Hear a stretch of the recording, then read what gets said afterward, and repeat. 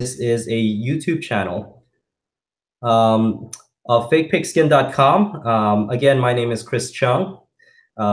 This is the Dynasty Mind episode 16 or 17. I keep losing track, but we have a wonderful guest tonight. Joining me tonight is John Laub. You might know him as Gridiron Scholar 91 on Twitter, as fantastic staff writer for Footballdiehard. You can find his work in redraft, college football, draft prospects. John, how are you doing tonight? Oh, Chris, I'm doing great. It's such a pleasure to be on your show. I'm so happy, and I love this time of the year. We get to talk fantasy football without the stress of a game on Sunday if we win or lose, and I got to dive into film and watch college prospects. I love it. That's awesome. That's a great way to look to it, because this past Sunday, I know a lot of people were complaining that they can't see a live football game, but we are actually heading into a new season of football. It's just a little different. We're not getting this new scores or understanding what's going on the field, but we're still very much involved in one aspect of football, and that is the draft, like you mentioned. So tell me, how was this past 27 season for you? What are some things that you may have observed? What do you think about the Super Bowl and how the way the season kind of ended? I absolutely love the Super Bowl. I've watched every Super Bowl since Super Bowl 12. Denver versus the Dallas Cowboys was the very first Super Bowl I ever watched. Unfortunately, Roger Staubach, Tony Dorsett, Tom Landry, and the Doomsday Defense, they ate us alive. Craig Morton got sacked. He couldn't get a ball off. They pulled him for a man named Norris Weiss, who I don't think ever appeared on a football field again. Denver got killed that game. The Doomsday Defense was just awesome with Randy White and Harvey Martin. The most amazing Super Bowl that I remember very early in my life is 13, Dallas and Pittsburgh the following year.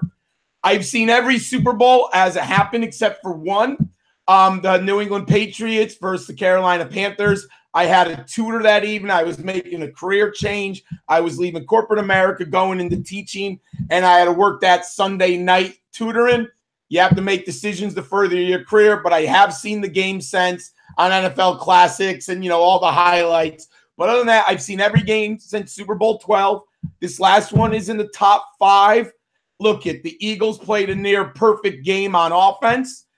Can't say much about their defense, but they made one big play. They stopped Tom Brady late in the game. They got that fumble. That made the difference. That clinched the victory for them.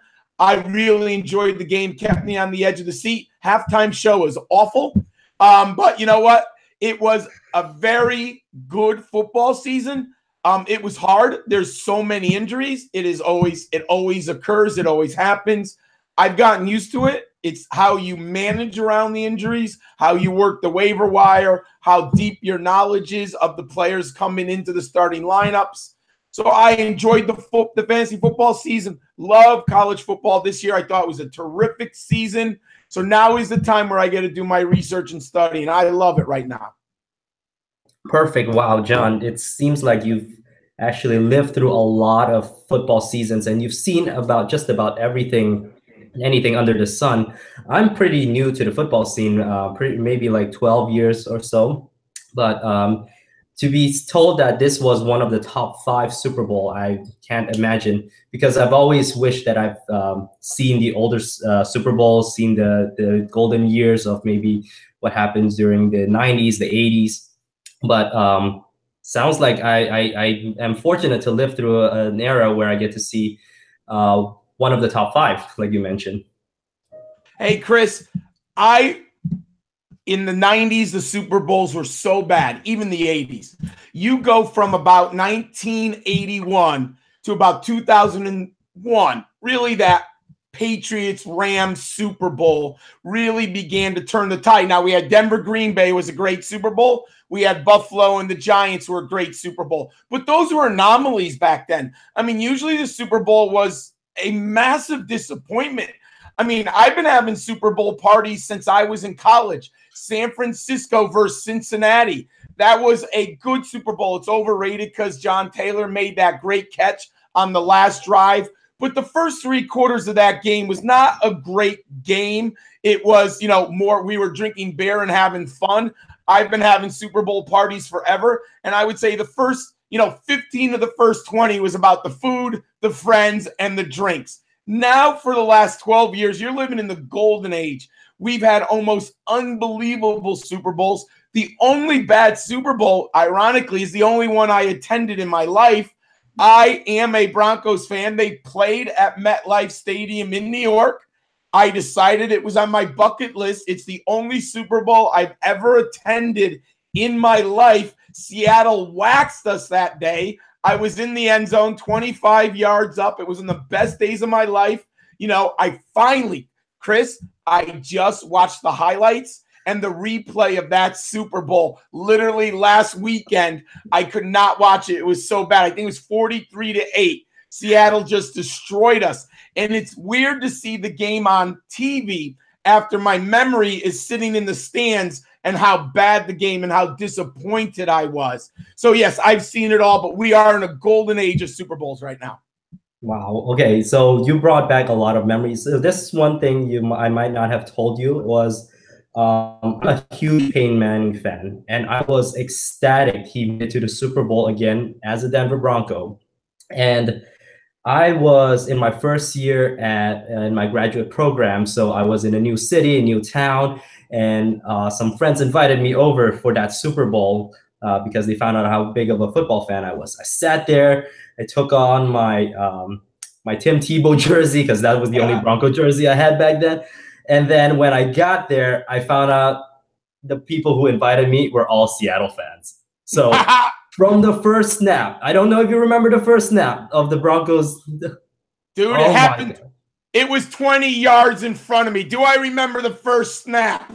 This is not a good omen, and it went downhill from there. But it really was the Percy Harvin second half kickoff. That was the nail in the coffin. The game was over at that point. Yeah. Well, fortunately for you and I, we got to see another Denver Super Bowl win, Peyton Manning send-off. And of course, I think also something that you'll remember having another Super Bowl in the 2000s. Oh, it was amazing. The Von Miller and that defense and Wade Phillips. That was a great game. Obviously I'm biased, but I love Denver in that game. I predicted it. I was on a couple radio shows. But here's the deal. I looked it up. Historically, if you have a defense in the top 2 at the end of the season in total defense or points scored, they almost, I think it's like 9 out of 10 games, they have won the Super Bowl. The best example ever, and I'll never forget this, 1984, Dan Marino was 14-2, 48 touchdown passes, MVP, never seen anyone throw the football around the field like he did. You want to see a natural thrower, Mark Duper, Mark Clayton, that Dolphins offense, that offensive line, Don Shula. The 49ers were 15-1, and I learned the hard way from then on. Defense always beats offense, especially when you have an all-time great defense. The underappreciated aspect of those great 49ers teams, everyone's going to wax poetically about Joe Montana, Bill Walsh, West Coast offense. Look at the defensive statistics. Look at the players in the Hall of Fame on that defense. And Bill Walsh and George Seifert, they were amazing. Now, they weren't the 85 Bears. They weren't the 86 Giants. But other than that, those 49ers teams, every year they won the Super Bowl, they were nasty, they were physical, and they beat the crap out of people. And you never hear people talk about how good that 49ers defense was in the 1980s and early 90s. That is some great observation. I think that trend is, we still see that defense, the better defensive team has always come out on top in even in these few years where we call the highest passing rate of football. So that's a great way to that's a great observation. And I think that's what makes you a valuable mind, because you've seen it all, you've experienced it all. But more so than that, you've been in the fantasy football. You've been involved in fantasy football for such a long time. So I think this is a great time for people who wants to learn to develop a process in building their dynasty team, that they can learn a lot from you, John. So why don't we get started tonight with our first question of the night? In your own words, what does it mean to have a dynasty process? What is it? How important is it for you to have one at the get-go of beginning with the off season right now? Sure. So Dynasty football is relatively new to me. I first heard it about 6 years ago. I've been playing fantasy football for 29 years in keepers leagues and redraft. So I finally got the opportunity to buy or to start and participate in a Dynasty league. It is much different. As you mentioned before, I do draft preview files and rank my rookies for the last 5 years on Footballdiehard. But I've been watching the draft since 1985 on ESPN, when it used to be Tuesday mornings at 9 o'clock. And I skipped classes in college to watch the draft on ESPN. That's how long I've been watching. But right now, to get to your point, you need to be playing Dynasty all season long. Since the college football season ended, I started doing videos and scouting college players with my friend Andy Singleton, and they're all available on Fantrax TV or YouTube, Fantrax TV at youtube.com, or just go to fantrax.com. We have 9 videos. We've analyzed 29 skill position players. I've been studying film of these college prospects now for, 3 months. Now, obviously, I watch them throughout the season, but you need to be familiar at least 20 deep at, wide receiver, 20 deep at running back, probably 30 deep at both. You should be. But you need to start thinking about which players, what their skill sets are, and how they can win in the NFL and what kind of system can take advantage of them. I love this time of the year. You really get to look at these prospects and analyze them and get ready for those dynasty drafts, because you're going to win in your dynasty drafts by taking Dak Prescott in the 4th round. I love Dak Prescott 3 years ago. I had him as my number 4 ranked quarterback coming out of the draft. There are podcasts everywhere with me talking about it. It's on Footballdiehards. People had him outside of the top 10. Really, Chris, I thought, is there something wrong with me? I probably watched more Dak Prescott film than any other person other than Mississippi State coaches and maybe a couple scouts of the Dallas Cowboys. Because I had to say, why do I like him? And the entire scouting community did not like Dak Prescott. If you grabbed him in your 4th round of a dynasty draft, and there were dynasty mocks that I did, I watched, there were drafts he wasn't even being picked. Deshaun Watson last year, you could have got him easy in round 2. There is value everywhere, my friend. You've got to pay attention. You got to rank your players, and you got to be ready for those dynasty drafts, waiver wire, and get deep rosters. Absolutely fantastic. I think, if I'm not mistaken, you were one of the only voices back in that off season to talk about Dak Prescott, because I do rely on people like you, people like Waldman, people like Sigmund Bloom to kind of tell me what do they see, what are their senses. And a lot of times, like you mentioned, even the regular scouting community were down on Dak because they saw him as a one-read type of quarterback that only makes simple passes, can only do simple stuff. But we're proven wrong. He came right out of the gate firing and was one of the most efficient quarterback that year in his rookie year. So in describing that process of yours, how did it evolve to this point where you are very comfortable with your evaluations, where you it seems like you're ahead of the curve in the drafting process, and how can people learn from you? So to me, the biggest advantage that I really have developed is I started playing college fantasy football. I just finished my 10th season. So what happened, this is going to sound a little bit crazy, but I had a girlfriend for a very long time, and unfortunately we broke up. We went our different ways, and I was bored. And I saw on CBS Sportsline that they have college fantasy football. And I was like, what? Hey, I got nothing to do. How bad can 48 straight hours of fantasy football did? So I started watching college fantasy football, and I've been playing it for 10 years. And what it made me do, because when I started a decade ago, there was almost no sites dedicated to college fantasy football. It was clearly a very niche market. And I had to go back to like my skill set from 1989, 1990, 1991, where I had to do all the research, read all the newspapers, become familiar with all the conferences. But why I say this is it made me a better draft analyst and expert. I became familiar with all of the teams. I always have played in 128, and now there's 131 Division I FBS programs. So I had to know the Mountain West. I have to know the Sun Belt. I have to know the SEC. I have to know every team. I have to know all the players. And then what I did is it gave me such a great knowledge of what the prospects could and could not do. And I kind of had an epiphany one year when I loved LaShawn McCoy because I had seen him so much. He was on my college fantasy football team. I thought he was a clear #1 prospect, but he dropped in the draft. People were kind of low on him coming out of Pittsburgh, a little undersized, but I really think that was overblown. But then he blew up with Philadelphia. And I remember seeing too many of these types of players. And I said, you know what? One year I did on Facebook. I did my profiles. I ranked my players. I felt pretty comfortable because I'm kind of conservative. I don't want to do something if I don't feel like I'm an expert at it. So then I got an opportunity with Football Diehards 5 years ago to do my profiles, to do my rankings. They just started coming out.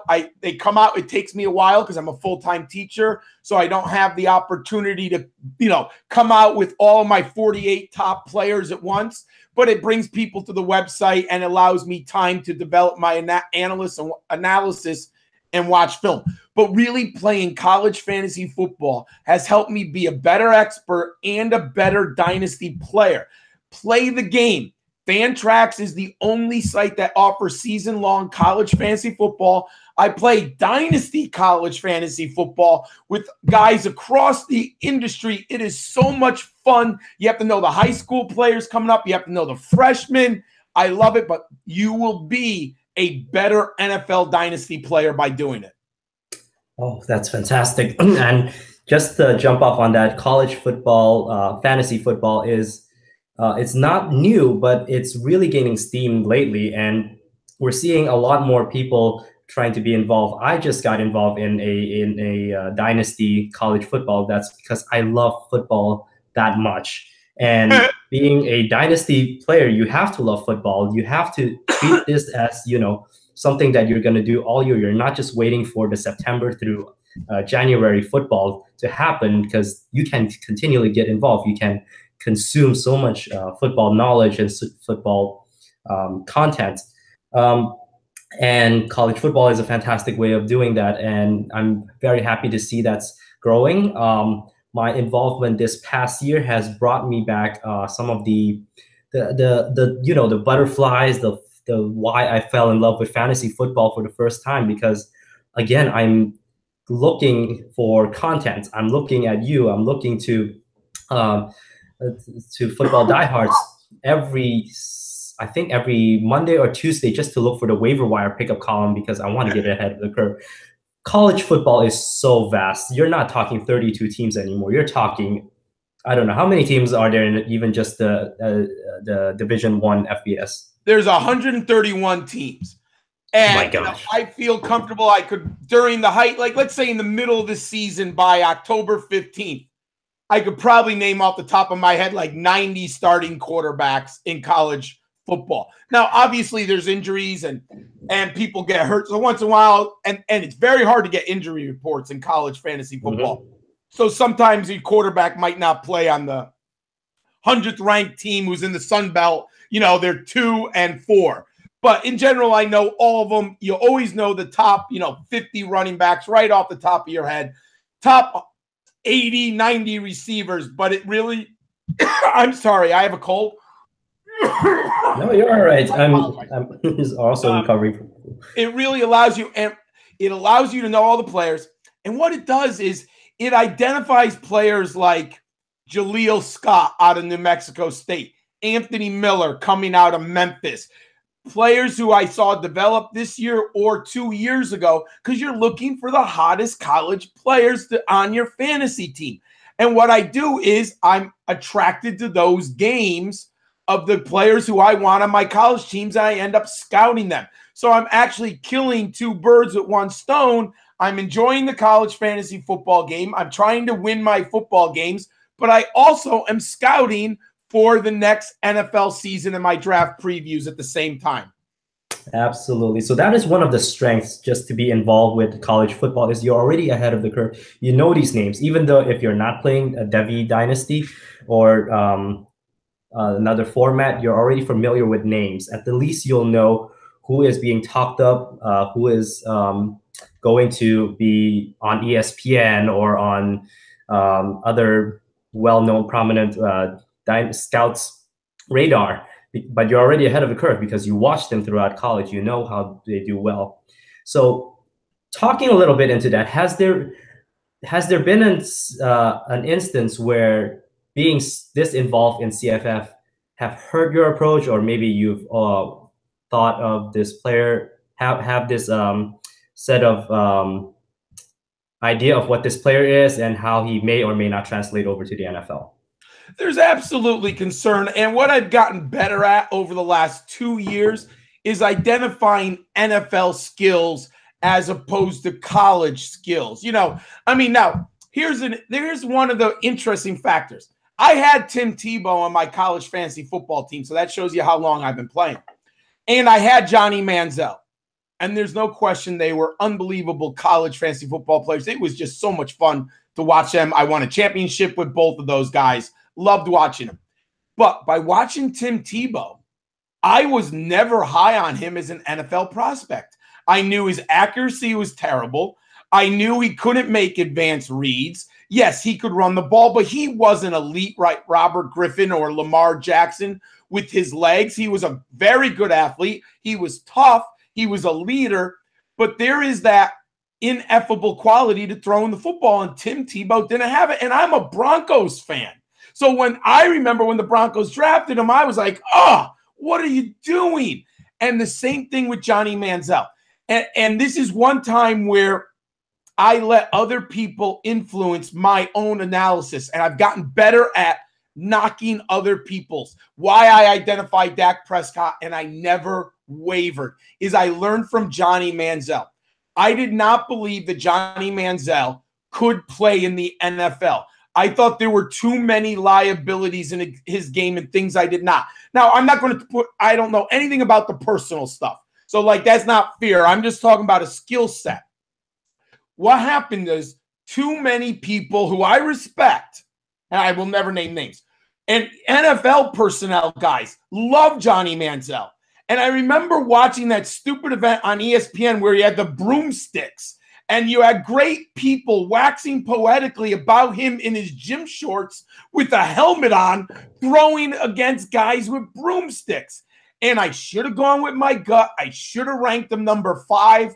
But you know what? I was like, maybe other people are seeing something I didn't see. Maybe I'm wrong. This was my second or third year. So I wanted to be conservative. So I moved them up to number 3. And I still hate myself for that. And I had Derek Carr below him at number 4, but I knew Derek Carr played at an NFL skill set. I knew that he could play watching him, but I listened to other people. I'm much better now at not listening to other people. I do my analysis. Look, I respect other people.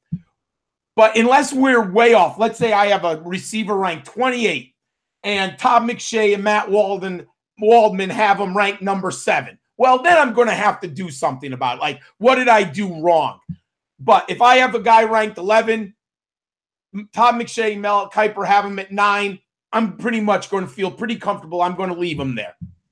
Perfect. And that segues well into my next question for you, because we do, even in this work of analysis of players, player evaluation, understanding the dynasty, we place our ears into certain people that we trust, even if we're not going to agree with their takes or agree with their assessments. We always pause and at the least reflect on where did I need to focus more on, where do I need to pay attention more on, go back to the film, go back to the stats, wherever your strengths are, and then be able to formulate the final grade or final tiering or rankings that you put out for them. So who might be some of those people for you that you respect in the industry that you would pause and listen to? So, I'm a little bit old school. So I've been watching Mel Kiper. I told you my first draft was 1983 or 85. I'm sorry. We just got cable. I couldn't believe that my parents finally, hey, I'm old. I had rabbit ears. My dad and I were on the roof fixing the rabbit antennas. When there was a storm, we had no TV. So I've been around a long time, and I had heard that ESPN, and I had never watched ESPN. And then all of a sudden, they had a channel dedicated to sports. And when I'm watching it one time, he said, hey, we're televising the draft. I'm like, wait, what? So I remember I asked my mom, could I skip school? She allowed me to skip school, and there I am with Dr. Z, Chris Berman, Mel Kiper, and I watched the NFL draft. And you got to remember, in these days, it was nearly impossible. You didn't see, unless they were on the game, Michigan versus Iowa, 4 o'clock, USC playing UCLA. You didn't see these prospects, and ESPN would have tape. You were like, I was blown away. They have tape of an offensive tackle, Lomas Brown? You're kidding me. I have no idea this stuff existed because you couldn't get it. It was impossible. So I do respect Mel Kiper. I've always read him. You know, we disagree, but look, he's the founder. If it wasn't for Mel Kiper, I wouldn't be sitting here with you. So I still look at him. Him and I differ a lot of times. I look for different things, but I do respect him very much. I used to love Joel Bushbaum. Rest his soul. He used to work for Pro Football Weekly, died far too young. He was basically the only other person at the time who was doing draft analysis when Mel Kiper was doing it. I have all his books on my bookshelf. I loved his draft preview guide every year. Right now, it's, you know, I like Todd McShay. Some people don't, but I do. Love Bucky Brooks of NFL.com. Daniel Jeremiah, obviously Matt Waldman, I highly respect. A lot of guys in the fantasy football field. So I do have a variety that I look at, but probably the ones we just discussed are the ones that I really kind of look to see what they're thinking and how they've come to their list. Perfect. Those are definitely some of the names that we see a lot in the media, whether you're on Twitter, whether you pay attention to NFL Network or ESPN, regardless of what they say at times, you still do need to know that this is their full-time job, then they did put the work into it. Doesn't always appear to us that way. And for people like me, you know, sometimes we draw conclusions way too fast. But listening to you, someone who has far more experience than I do, these are some things that I will definitely have to slow down and not come off as, you know, know-it-all. Okay, so for my next questions before we head into our last segment, help our audience out. Apply your process. Apply the process where you have already looked far into ahead. You've been involved in the college games for so long, for this past few years, and now we're looking into the draft. How help some of our audience identify some players that we might be sleepers or steals in this upcoming dynasty draft? Oh, let me get my dynasty. Let me pop it right open right now. So let's start. I'm big into Josh Rosen. He's #1 on my board. Now, I'm old. I like the quarterback, the pocket passer with the big arm who can attack all 3 levels of the field. I like a quarterback with chutzpah, and I like intelligent quarterbacks. And Rosen has the arm, the intelligence, and the strength. He is a pocket passer. Now, I'm not oblivious to the ability of the athlete, the great thrower who can also run. I've seen Steve Young. I go back to Fran Tarkenton's. There's no question you can succeed. Russell Wilson is it today. But I have a bias towards the guy who can command the pocket, has poise, and can throw the football at all levels. So I like Rosen. But I love Lamar Jackson. I am shocked, and I will tell you this. I cannot believe there are people who I respect and that the mass media is saying Lamar Jackson shouldn't play quarterback in the NFL. To me, that is absurd. It is kind of interesting. The Twitterverse and college folk like Lamar Jackson as an NFL quarterback. The old school classic NFL guys who are around the NFL media, some of those guys are saying he's not going to be an NFL quarterback. That is crazy to me. Look, he is so much better than Tim Tebow coming out. Tim Tebow, #1 draft pick. To me, he's a better prospect than RG3 coming out of Baylor. And I loved RG3. I had him ranked number 2. People thought I was crazy. I said, no, he can play. He went in the perfect system with Shanahan. But look it, we know his career was derailed with the knee injury. Things happened in Washington. He had a great rookie season. If he had never gotten hurt, who knows what we would have with RG3. To me, I never had a doubt about Cam Newton. I knew Cam Newton was going to be great. Honestly, this is the deepest quarterback class in my 5 years of doing it for the football diehards. I believe all 5 of these guys are coming off in the first round without question. I have Rosen, Darnold, Mayfield, Jackson, and Allen. Not only are they coming off in the first round, I believe all 5 are off the board by pick number 17. That's how good these are. These guys can all play. Now, I have Josh Allen at number 5. I see flaws. Everyone who does this, film, I have a 3-step process. Film, notes, production. And Allen fails on production. You see too many mistakes in his game. There's too many red flags here. He is not a no-brainer. He is not Cam Newton. He is not Andrew Luck.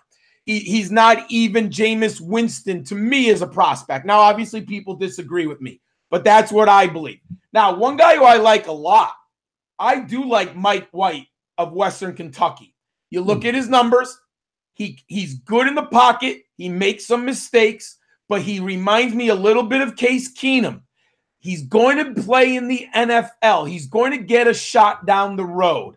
I believe that Mike White, maybe it's 3 years down the road now, but you need to know a name like Mike White. He can play. I'm not as sold on Kyle Lauletta as others. I do like Lauletta, but I think he's a major project. He's coming out of the FBS. He's not as good as Flacco. He's not as good as Wentz. He's not as good as Josh Allen, but he's an interesting prospect. Now, that's my quarterbacks. Deep class, my friend.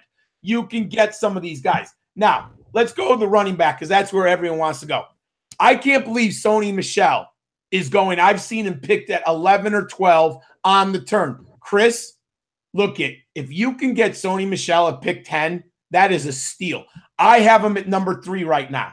He can pass protect. Guys, watch the film. He is nasty. He picks up the blitz. He is going to be on the field. You cannot expose your pocket passer, your franchise quarterback, to a Von Miller hit on the outside or a gap blitz by a linebacker. You've got to have a running back who can pick up the blitz. Sony Michel can do that. What I also like about Sony Michel, Chris, he's a good pass catcher. You watch him in that Alabama game. You watch him against Oklahoma. I had Nick Chubb. I'll be honest. I had Nick Chubb rated above Sony Michel back in November. But you got to be open-minded. You got to watch the film. You got to learn. You got to get better in your analysis. Sony Michel, to me, projects as a better NFL player. One, Nick Chubb is not as good of a pass blocker, and I question his hands. And what I like about Michel, he can get 20 yards deep down the seam. He can run an out route. He's my number 3 guy. I really like Royce Freeman. If Royce Freeman gets in a zone scheme and Shanahan is going to look for a back, I know that. Now, last year he took Joe Williams, but the Shanahan family, the Shanahan tree, have been amazing at picking out zone runners. Now, maybe they're loved with Joe Williams, but I don't think they are. I think he's a good back. Matt Breida, they're a nice back. I don't think those 2 guys, Royce Freeman's a better prospect than both of them. Now, I don't know if Shanahan will like him because sometimes you try to guess with the Shanahans and you guess wrong.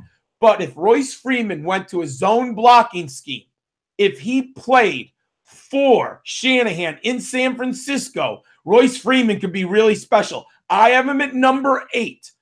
He's good at everything, Chris. Now, there is one problem. He doesn't stand out at everything. He doesn't have an elite trait. Where is Royce Freeman really going to win? It's hard for me to tell you. He's not incredibly fast. He's not incredibly strong. He's a good short yardage runner. He's not a great short yardage runner. You know what I mean? But you know what? You want a kid who can do everything and he won't get your quarterback killed and he'll help you, Royce Freeman's your guy. And I'm telling you, there's going to be a team that wants that type of player on their team. The question is he in a scheme that benefits him? Now, one guy I'll give you is overrated. Guys, I have no interest in Josh Adams.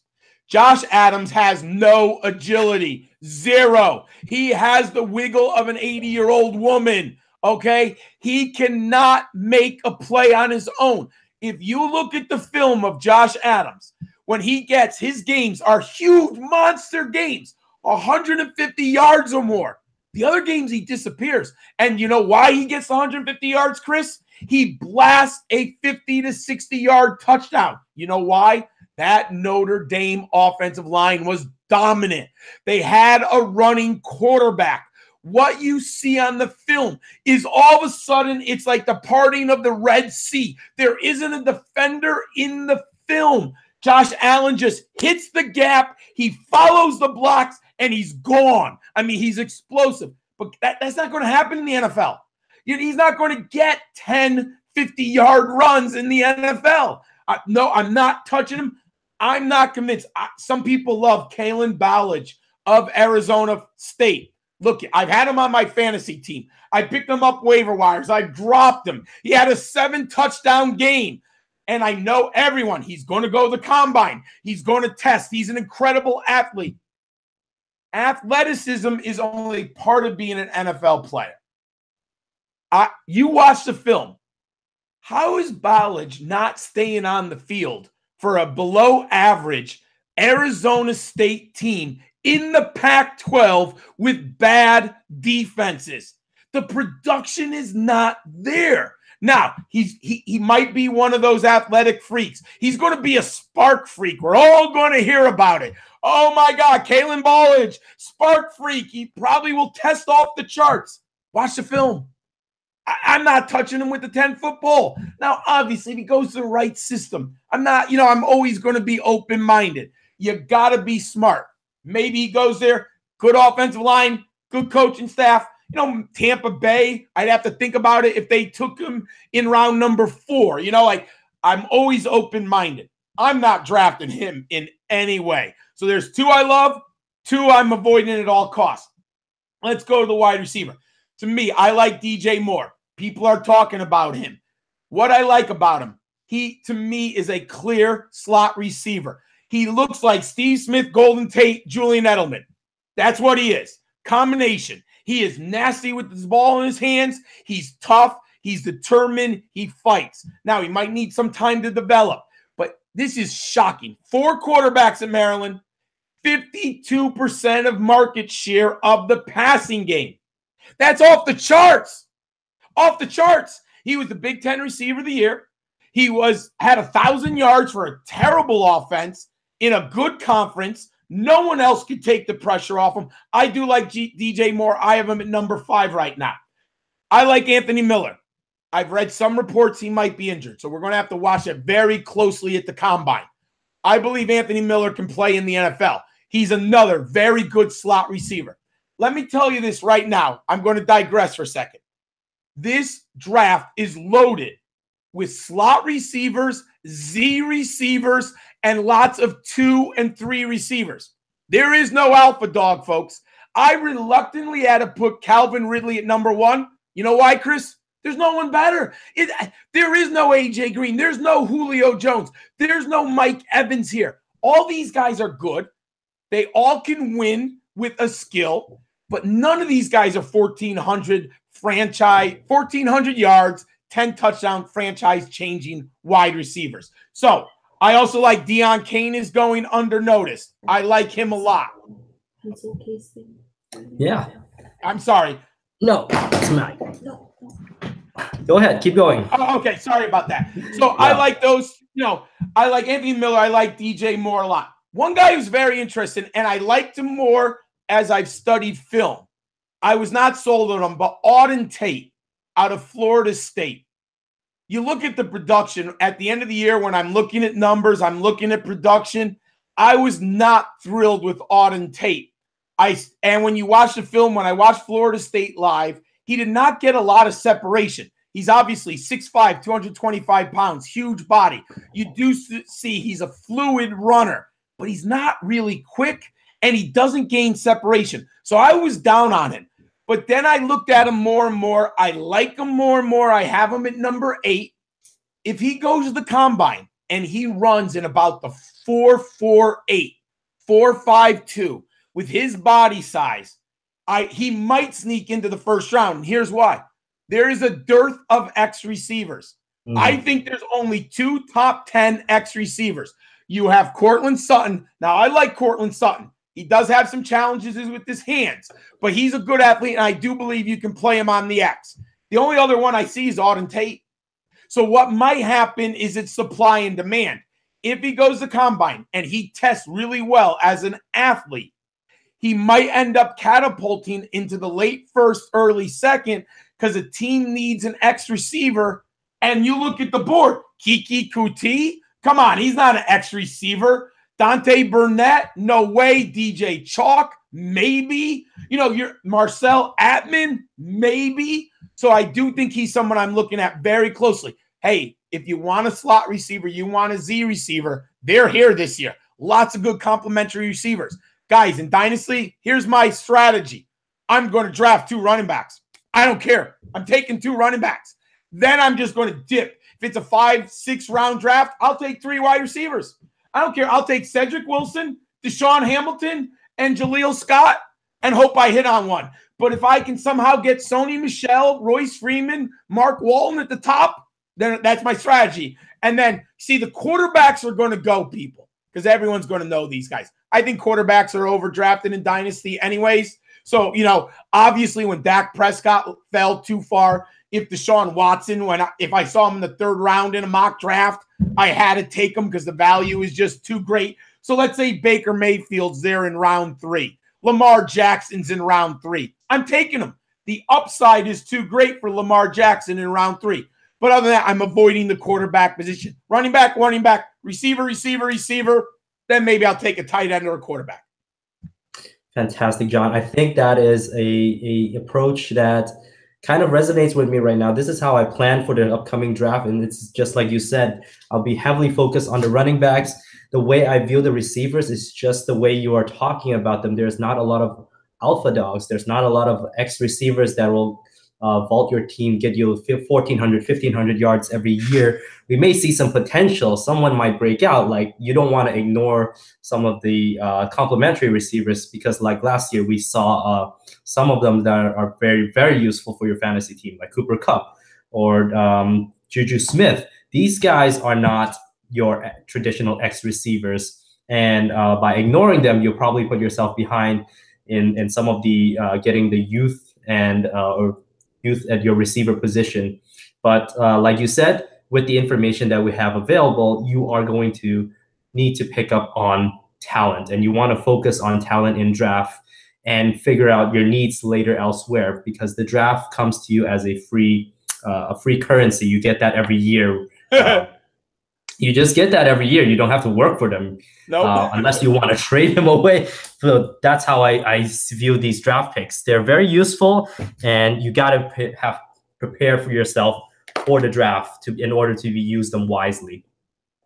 So that is awesome, John. I think you've brought a lot of energy. And so we're heading into my last section. This is what I like to kind of go through with my guests. I call it the ink blot test. I'm sure you've heard of it. Very used a lot in psychology. You know, we present you with a vague ink blot, and your assessment will come out, because I think this is a good way to just bring out whatever is your process, and just it quickly comes out so basically I want you to tell me what your assessment is of these players going into 2018 and beyond, how we look at them in a dynasty sense. My first player I present to you, Mike Williams. Buying. Cannot give up on a #1 draft pick. Like the pedigree coming out of Clemson. I know there's some injury concerns there, but they got Keenan Allen. He should see a lot of single coverage if he's on the field. So our biggest concern is him getting on the field. They still have Melvin Gordon, Hunter Henry. So what you're going to see is a lot of single coverage on a first-round draft pick with a really good production, really good skill set with some injury concerns, I'm buying Mike Williams. That's a very interesting take, and I would agree with you because just the names that you named off, none of them they're all complementary of each other, their roles. You have a tight end, you have Keenan Allen, who's not your traditional dominant X receiver, and then you have Melvin Gordon. So Los Angeles has a lot of role, and Mike Williams' role is still there. So being a first round pick means something for a team. Good. So let's head on to our second one, Dante Moncrief. I'm out on Dante Moncrief now. You know, I had him ranked, I think he was number 7 when he was coming out of Mississippi State.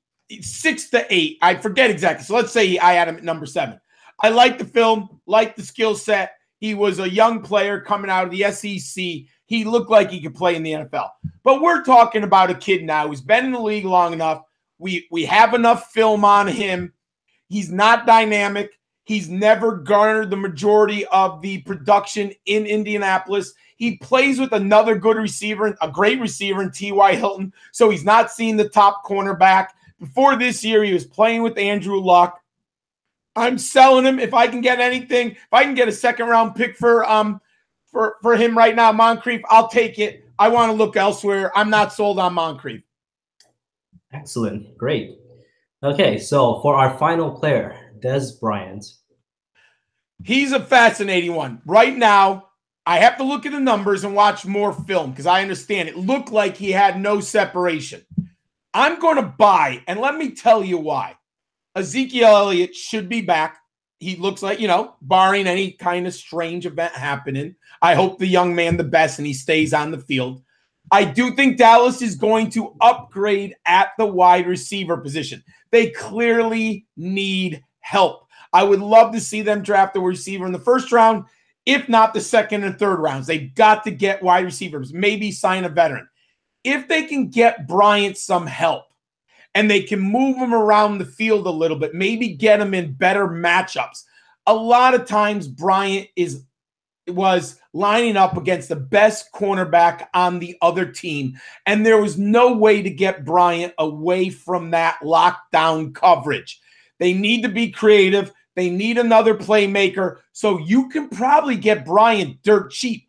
I bet you right now at this time, if you offered a guy at Dynasty, hey, I'll give you a 3rd or 4th round pick, obviously ask low. Hey, I'll give you a 4th round pick. Okay, he says, no, I'll give you a 3rd round pick. Take Bryant. I mean, he's still got 800 yards in him.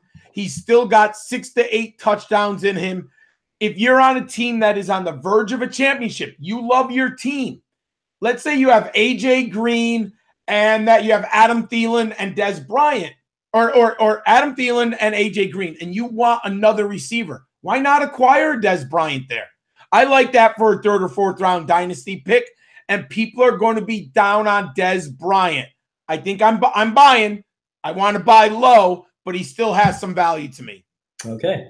So that rate makes a lot of sense. 3rd or 4th round, I haven't heard of, but what would you do if someone offers you a second? Offering a second. You know what? I would consider it. I'd have to look at my roster. Okay. Let's say I have a pretty good roster and I have 3 running backs. So let's say I had Alex Collins, LaShawn McCoy, and then I had a young back, Melvin Gordon. So I felt good at my running back. I could draft the running back in the 1st round. And if I had receivers, if I had Stephon Diggs, and then let's say I had one stud like Odell Beckham coming back from injury or something, I would probably do that. So it does depend on roster construction. I wouldn't do it if I was desperate wide receiver or if I was like bottom 3 teams in the draft. But let's say I was picked 10 in the 2nd round. I'd rather have Dez Bryant there because you're telling me that you and we know for a fact who we're going to get pick number 22 in a dynasty league is going to be better than Dez Bryant. You cannot tell me that the 3rd round wide receiver might be better than the 2nd round wide receiver. So I would do that, but it does depend on roster construction. Okay. And that is a very fair assessment because a lot of times we don't do these trades in a vacuum. And you're right. It does depend on where you feel like you have to understand your team. You have to understand yourself on how you build your team and which directions you want your team to go. And having your knowledge, having your process, you probably already know what are my chances with a rookie 22nd overall pick. What are my chances with a rookie 20, even the 20th overall pick? Does this match a guy that I can get from Des Bryant's floor, which I think you mentioned 800 yards, 6-7 touchdowns. Yeah, that's a nice floor if that's your third receiver. And there is some upside. I mean, maybe you get lucky, 950 yards and 8-9 touch, right? So, and you can't tell me, look, I know these guys. I think I'm as good as almost anyone at analyzing. No one can tell me they know for a fact who's the 22nd best Dynasty rookie asset is right there. Absolutely. It's great if you want to target the guy who is chasing after the next like Diggs or trying to chase after a third round boom, because the chances of hitting someone in those later rounds, very, very small. And I've done that analysis before, and it continues to be small. And I'd rather take Dez's floor in that sense. Perfect. So thank you again so much, John, for joining me on this Valentine's night. If everyone doesn't know yet, you made me fall in love with football. You made me fall in love with Dynasty, and your energy, the way you talk about football, I can see it. It lights up the room just immediately. So thank you again. What are you working on in the upcoming weeks, and where can people find your work? So right now I have my top 5 quarterback. The profiles are up on footballdiehards.com. My top 6 running back profiles are up on footballdiehards.com. Also, they're all free. My dynasty rankings of all 4 skill positions, they're 10 deep at tight end, 10 deep at quarterback, 25 deep at running back and at wide receiver pre-combine. I will update them after the combine, and I'll update them after the draft. Those are all available for free. And as I said, I'm very lucky to be working with Andy Singleton on our draft prospect preview videos. Go to YouTube, Fantrax TV, go to fantrax.com. You can find our videos. I'm going to keep coming out with stuff. Today I wrote and watched film all day on Mark Walton of the Miami Hurricanes. I did my profile, and sometime over the weekend, I'm going to have my next 6 running backs for everyone to look at. Perfect. Wonderful. And friends of, you are now officially a friend of the fakepigskin.com. You're always welcome again, John. I will definitely want to have you back, maybe even sometime after the draft, and so you can give us a sense of where do these players fit. So thank you for joining me tonight. Thank you all for watching. Continue to sharpen that Dynasty mind. Thank you. That was great.